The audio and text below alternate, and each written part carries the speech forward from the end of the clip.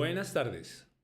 Estamos en Luna Activa en Cerebrum. Gracias por acompañarnos hoy, gracias por estar nuevamente en este proceso de aproximación a el entender nuestro cerebro. Hoy me acompaña una persona que llevo en el corazón, una persona que conozco desde hace 20 años, psicóloga, que tiene formación de maestría en psicología educativa en la Universidad Javeriana, psicóloga de una gran universidad, de la Universidad de La Sabana, con la cual nos conocimos en los espacios educativos y compartimos cuando comenzamos hace mucho tiempo varios programas que tienen que ver con éxito académico de la universidad. Y desde ese entonces hemos trabajado este tema y me ha parecido importante, me ha parecido interesante el volver a retomar esta historia con esta gran amiga, Paola Berrío. Buenas tardes. Buenas tardes, muchas gracias por la invitación, Ricardo. Yo feliz de estar acá contigo compartiendo y charlando de lo que nos gusta. Perfecto, muchas gracias, Paola. Bien, vamos a hablar de ¿Emociones?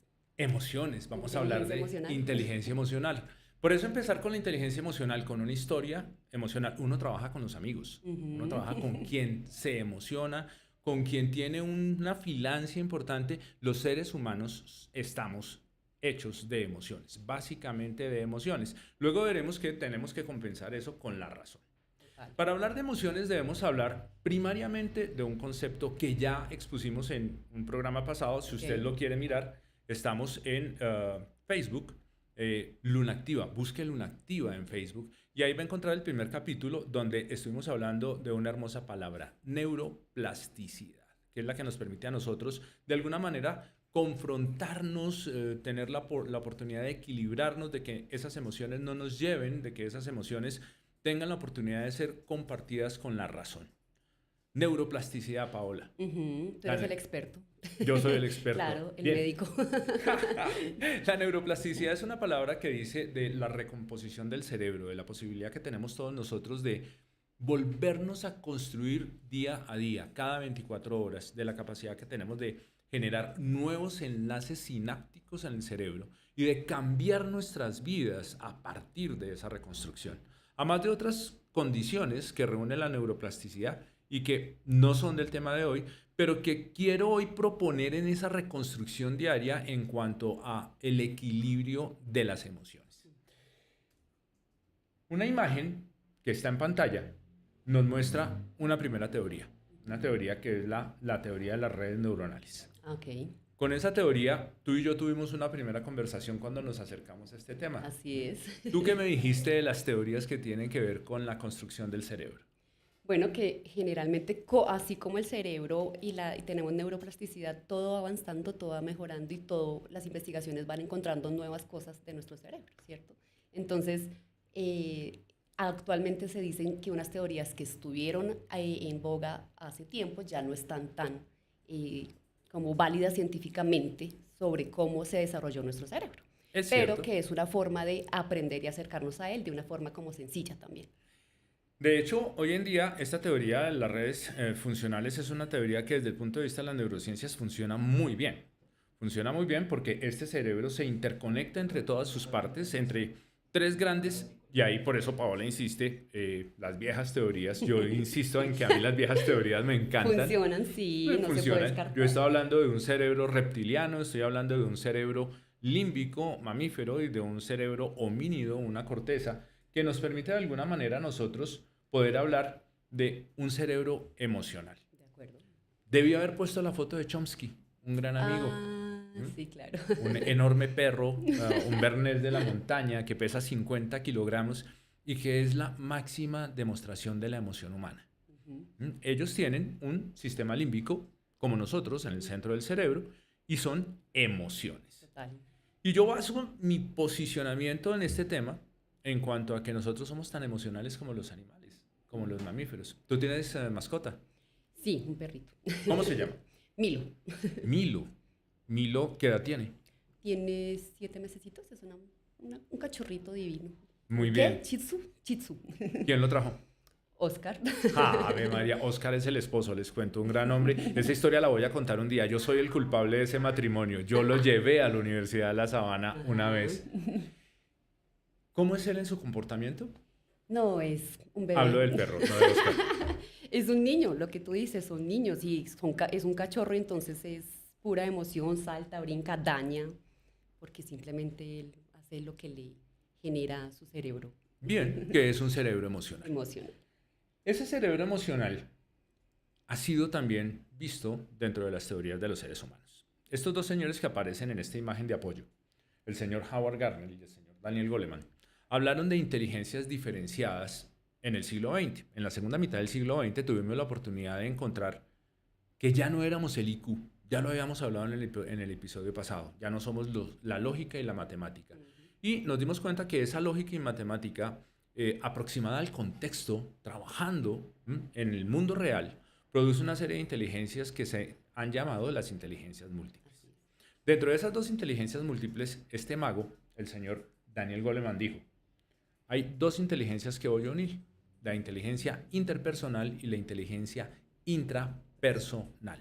La interpersonal, conocerme a mí mismo, mirar mi interioridad, conocer mis emociones, y la intrapersonal, manejar las emociones con las personas que nos rodean. La unión de esas dos inteligencias conforman lo que es la inteligencia emocional. El conocer mis emociones y el poder conocer las emociones de otros. ¿Para qué? Para poder de alguna manera entenderlas, manejarlas. Y una palabra muy dura, no sé cómo va con esta palabra, mi querida psicóloga, utilizar las emociones. Sí, claro. Es posible. O gestionar las emociones. Esa es una palabra que a mí me encanta y que supera lo que dijo Goleman en principio, que está por aquí. No, esa imagen de apoyo no la traje hoy. Que es utilizar, gestionar las emociones. ¿Qué gestionamos? Un poquito de neuroanatomía para entender qué es lo que estamos hablando.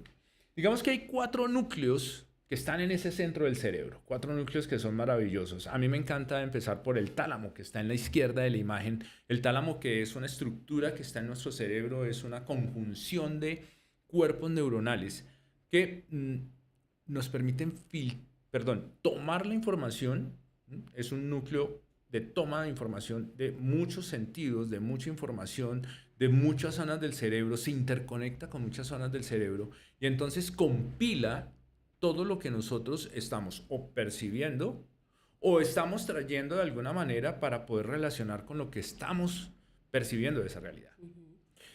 Ese tálamo hace una función muy bonita, filtra información y dice, ok, yo quiero que la atención, tema que veremos más adelante, atención. Clave, la atención. La atención es clave. Deberíamos haber empezado lógicamente por eso, pero bueno, yo quería empezar por inteligencia emocional. Si esto fuera academia, hubiéramos empezado con los procesos básicos. Con los procesos básicos, pero digamos que entrar con la emoción me parece interesante porque es que es lo que se ve, la atención no se ve, la emoción sí se ve. Y entonces ese tálamo toma esa información, si usted lo mira, está en el centro del cerebro. Yo no sé, Jaimito, si el puntero se ve en pantalla. Ahí lo tengo.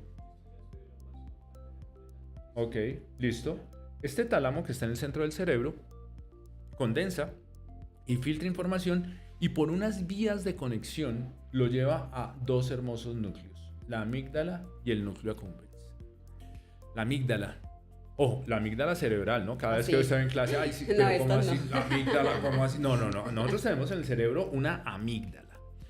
Esa amígdala tiene una función de memoria emocional, mucho más negativa que positiva. Cuando empezamos a estudiar en neurociencias este asunto, se hablaba de una memoria solamente negativa en la amígdala. Eso ha sido superado y hemos encontrado que guarda memorias emocionales en ambos sentidos, mucho más la negativa. ¿Por qué? Porque nos salva de las situaciones del medio ambiente. El tener emociones negativas, guardar esa información, es capital para la defensa del individuo, para la defensa de la vida. Para supervivir. Y una segunda, que es la que está en la parte superior, que es el núcleo accumbens, que tiene que ver con la motivación y el deseo humano.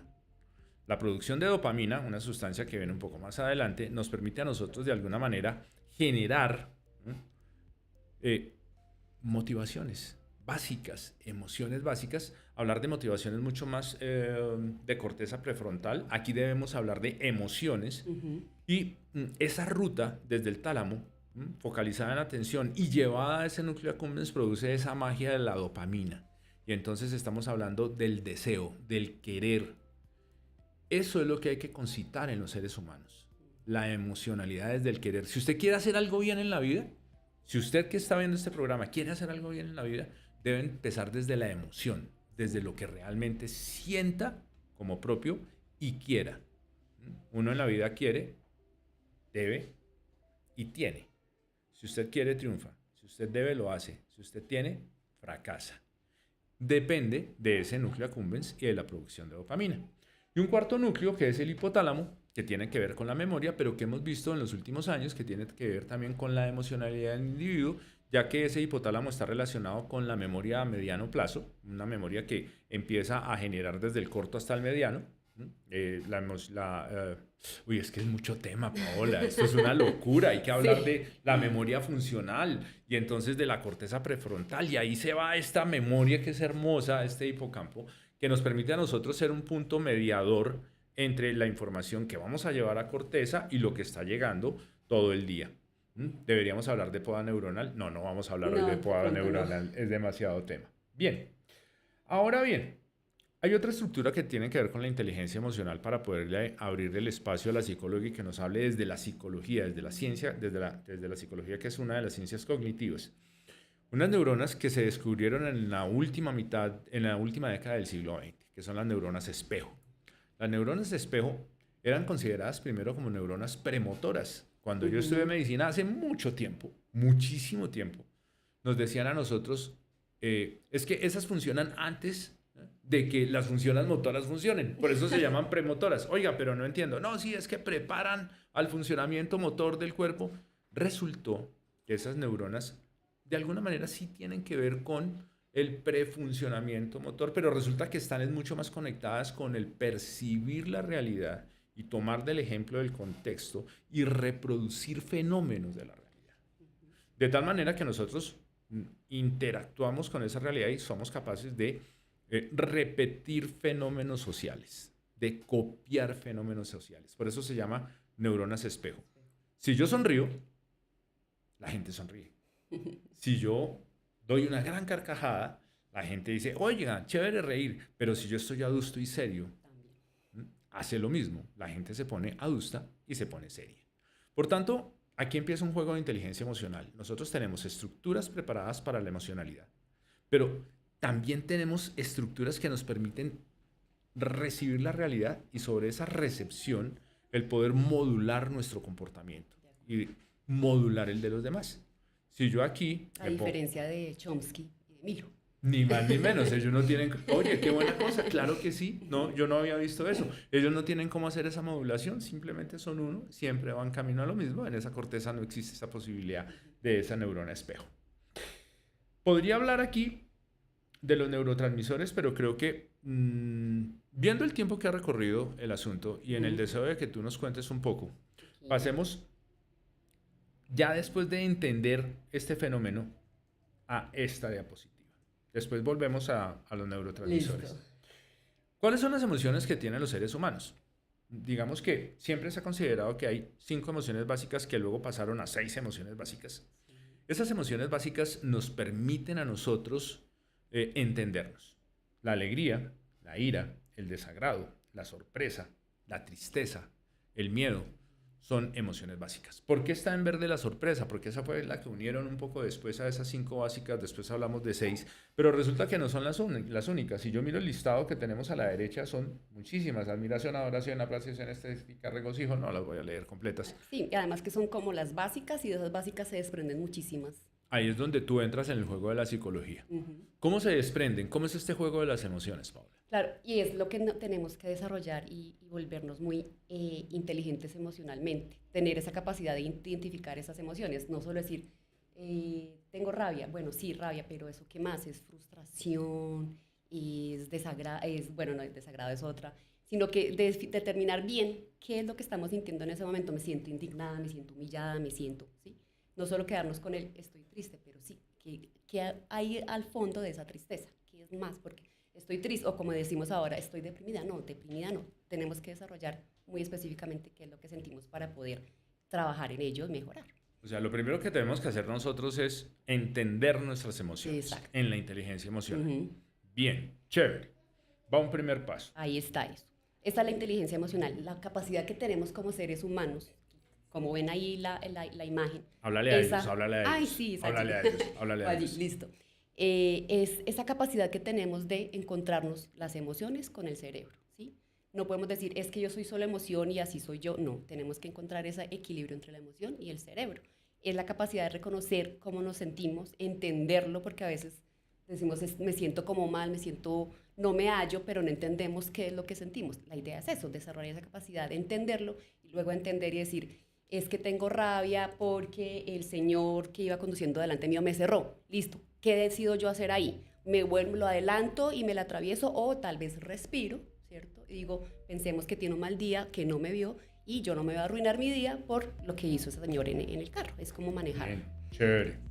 Bueno, ahí también, hay una cosita también, es el poder identificar lo que tú decías con esas neuronas espejo también, es identificar las emociones de la otra persona, ¿sí? Por ejemplo, que tenemos, no sé, la relación del trabajo, en la relación de pareja, con los hijos, es identificar qué está sintiendo en esta persona, qué hice yo de pronto que pudo afectar cómo se está sintiendo esa persona y poder influir y poder dialogar y llegar a consensos también con nuestras personas. Cuando uno habla de una persona empática, eso es una persona que es capaz de percibir adecuadamente las emociones de las otras personas.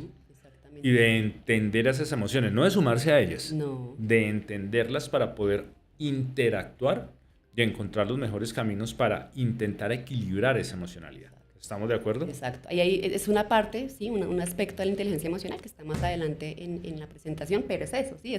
Es poder entender el punto de vista tuyo, ¿sí? No decir, es que yo soy la que tengo la razón y es que soy así y así es que tienen que hacer las cosas, sino bueno, prestemos atención a lo que me está diciendo Ricardo, intentemos entender su opinión, su punto de vista y llegar también, si hay de pronto un conflicto, llegar a la resolución de ese conflicto. Que ahí viene un tema bien interesante del siglo XXI, saber escuchar. Uno, para poder establecer un diálogo, digamos, a nivel laboral y tener una buena interacción, uno debe primero callarse y escuchar al resto para poder decir adecuadamente. Si uno entiende esas posiciones y entiende esas emocionalidades, posiblemente las cosas mejoren. Si quieres pasamos a la siguiente diapositiva y lo hablamos. Entonces, vale, es eso. Entonces, en la autoconciencia, es eso. Entonces, yo digo, tengo rabia, tengo mal, o estoy feliz, ¿cierto? No solo es lo malo, sino lo bueno también. Pero también acá la clave es ser muy sensatos, ¿no? No decir, soy una persona muy alegre, ¿cierto? Y definitivamente y uno dice, pero no es tan alegre como ella cree, ¿cierto? O, por ejemplo, cuando en la relación con la pareja, ¿qué te pasa? No, estoy bien, ¿cierto? Pero estamos... Esa es una frase famosa en la relación de pareja. Exacto, entonces es ser consciente, y bueno, y ya también de inteligencia emocional, es saber expresar nuestras emociones y decirle a la pareja, no, mira, me siento mal porque no lavaste los platos, habíamos quedado de lavar los platos, pero eso lo podemos trabajar en otro programa también. La autorregulación, entonces una vez que identificamos que tengo rabia, que tengo mal genio, que me siento frustrada, bueno, ok, entonces, ¿qué voy a hacer, cierto? Lo del ejemplo del carro, no me voy a adelantar a cerrar al otro carro, cierto, sino que voy a contar hasta 10, voy a respirar y voy a manejar esta emoción para no llegar a cosas sin sentido, cierto, que de pronto es lo que pasa con los animales que no tienen esta capacidad de pensar, de reflexionar, cierto.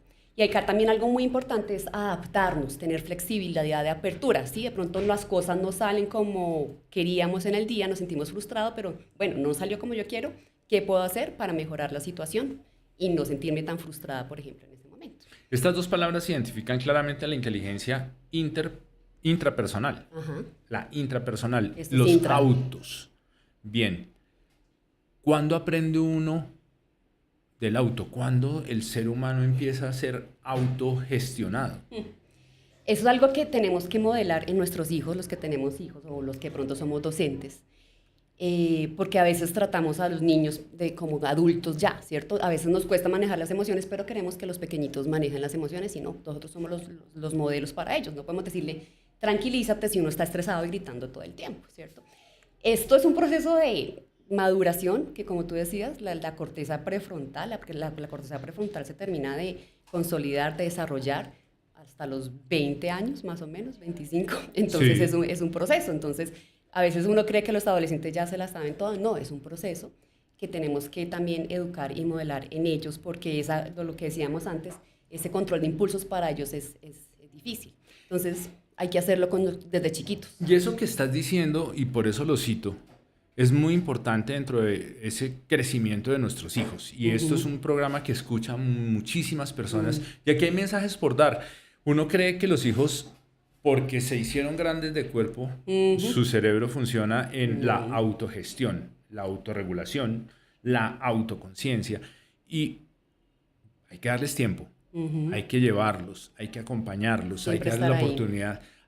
A ellos hay que darles la oportunidad de que se autogestionen en cuanto a que tengan las experiencias necesarias en la vida y que ellos puedan empezar a tomar las pequeñas decisiones que los van a hacer muy grandes y para poder tomar las grandes decisiones de la vida.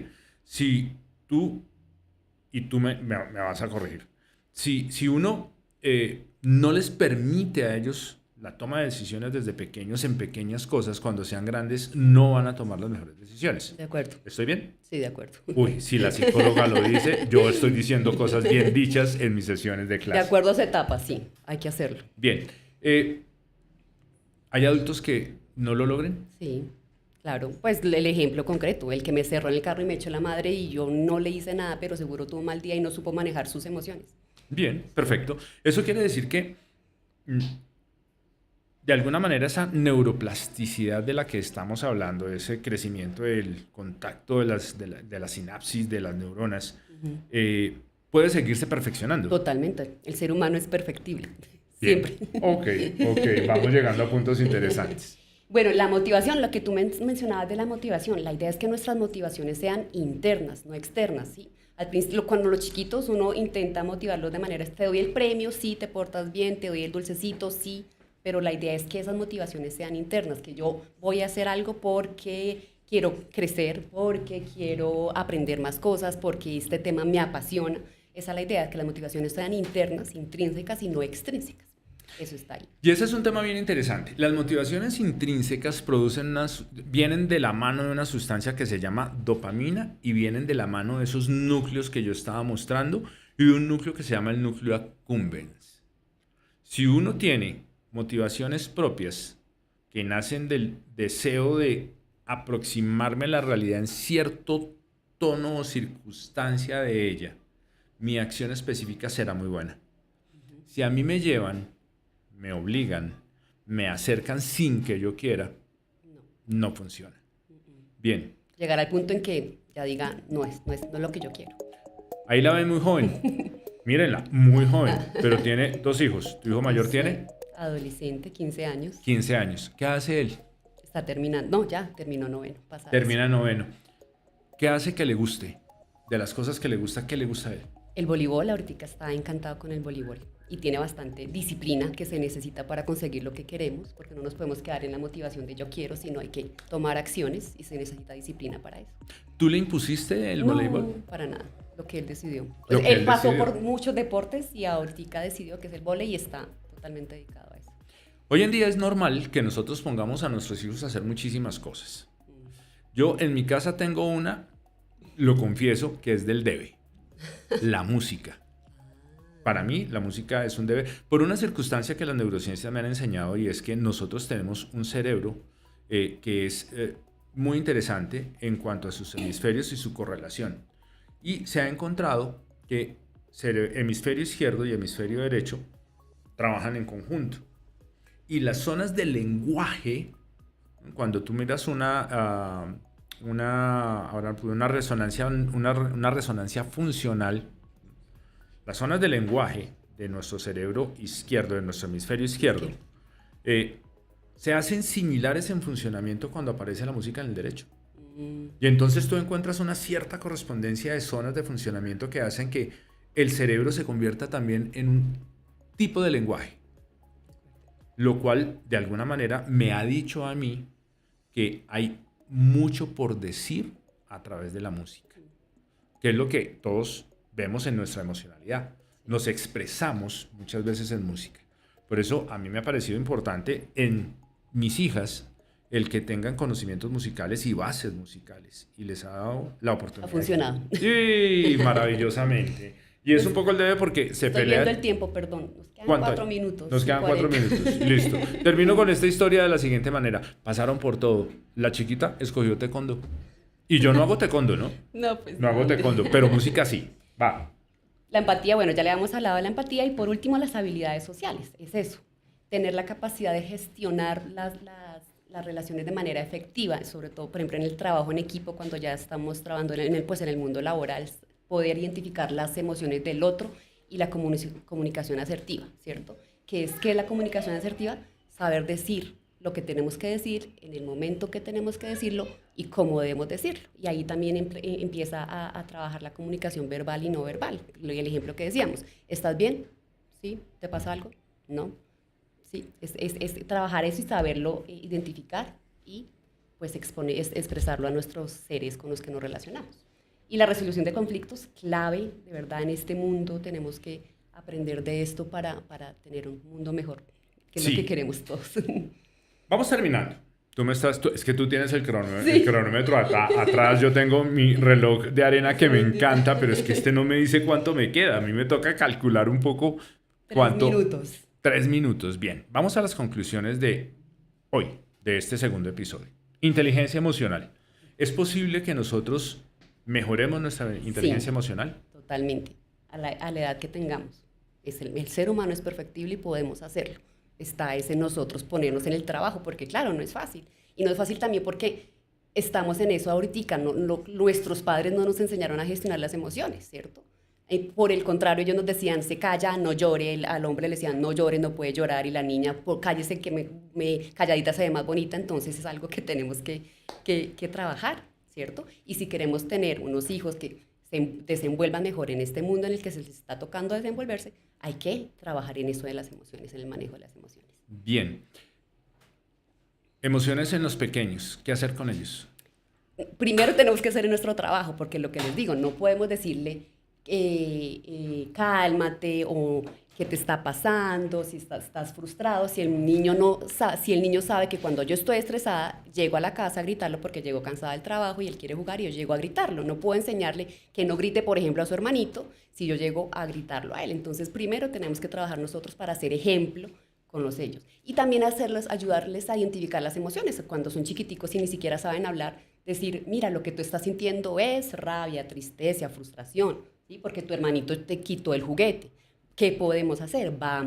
Y calmarlos también, enseñarles estrategias de manejo de esas emociones, la respiración, el contar hasta 10. A veces nos dicen, cuenta hasta 10.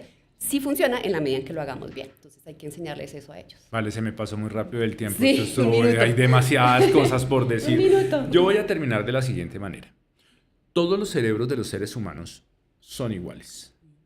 Ahora, tenemos la capacidad de modularlos, de cambiarlos, de reestructurarlos. Las emociones que hacen parte del ser humano, de todos los seres humanos, de alguna manera son modelables. Nosotros podemos avanzar hacia emociones que nos permitan encontrar realmente el disfrutar de la vida, el disfrutar de otras personas y el que nosotros pongamos este cerebro, ese sistema límbico, en una posición en la cual haya mucha dopamina para querer y poca adrenalina. Que hoy no la mencionamos. A mí no me gusta hablar mucho de los negativos, pero es mejor tenerla muy apartada. Ya hablaremos un poco más de esto. Ahora tiempo. Pau, muchas gracias. A ti por la invitación, muchas gracias. Este programa para todos ustedes queda en las redes sociales, queda en Facebook, busque Lunactiva, búsquela. Ahí está. Y todos los programas nuestros en YouTube también los tenemos para que ustedes puedan volverlo a escuchar y para que escuchen todos los programas de nuestro canal. Muchas gracias por estar ahí. Volvemos la próxima semana en Cerebrum para ustedes. Hasta luego.